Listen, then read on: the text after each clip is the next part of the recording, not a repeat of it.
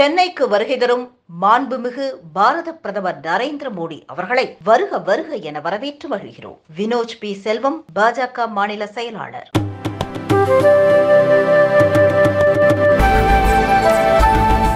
பிரதமர் தமிழகத்திற்கு வருவது குறித்து அமைச்சர் தங்கம் தென்னரசு விமர்சித்துள்ளார்.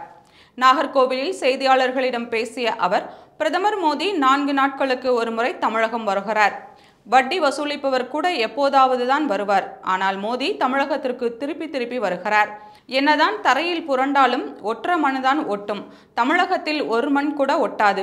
நெல்லை, தூத்துக்குடி போன்ற மாவட்டங்கள் மழையால் பாதிக்கப்பட்டு பொதுமக்கள் தத்தளித்துக் கொண்டிருந்த போது பிரதமர் 5 ரூபாயாவது நிவாரணமாக கொடுத்திருந்தால் அவரை நான் வரவேற்று இருப்பேன். ஆனால் செய்யவில்லை. அவர் இப்போது வந்து நெல்லையில் பேசினார். எதற்காக அவர் இப்போது வந்தார் என்பது அனைவருக்கும் தெரியும். இந்த நிலையில் தமிழக நிதி அமைச்சராக நான் எப்படி அவரை வரவேற்பது என்றார்.